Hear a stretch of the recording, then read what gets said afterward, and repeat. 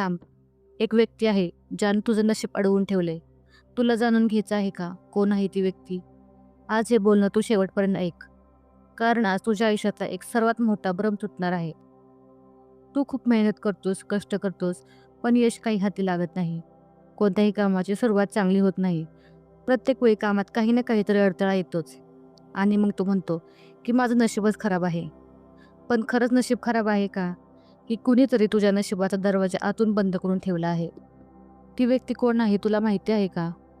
ती व्यक्ती तुझा शत्रू नाही, ती बाहेरची नाही, तर ती व्यक्ती तुझ्या घरातच आहे. हो, तुझ्या घरात. पण घर म्हणजे फक्त चार भिंती नाही, तर घर म्हणजे तुझं मन, तुझा आतला आवाज. तुला वाटतं लोक माझ्या विरोधात आहेत, घरची साथ देत नाहीत. तुला वाटतं परिस्थिती चुकीची आहे. पण एकदा शांत बसून तू कधी स्वतःला विचारलं आहेस का? की स्वतःला तू किती वेळा थांबवलंस? किती वेळा संधी तुझ्यासमोर चालून आल्या, पण तू त्यांना पाठ दाखवून फिरलास? खरं तर हे आहे की तुझ्या नशिबाला कोण अडवून ठेवत नाही. तू स्वतः अडवलेस.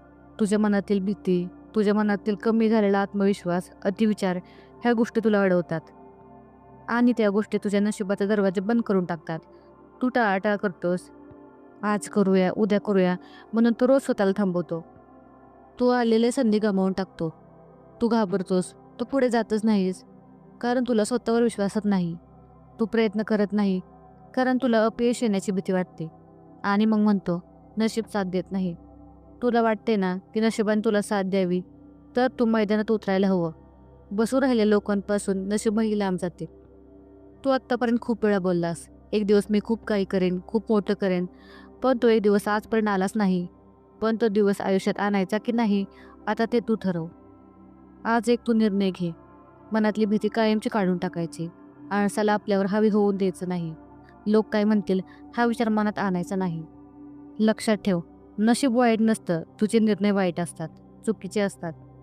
तुझं नशीब अडवणारी व्यक्ती तूच आहेस आणि नशीब बदलवणारी व्यक्ती पण तूच आहे, दुसरे कोणी नाही. ज्या दिवशी तू स्वतःच्या बाजूने उभा राहशील, त्या दिवशी तुझं नशीब अडणार नाही, ते धावेल.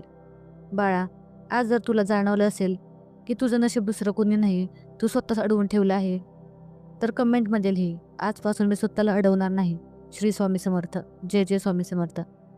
आजचा हा स्वामी संदेश तुम्हाला आवडला असेल तर व्हिडिओला लाईक आणि चॅनलला सबस्क्राईब करा विसरू नका. श्री स्वामी समर्थ.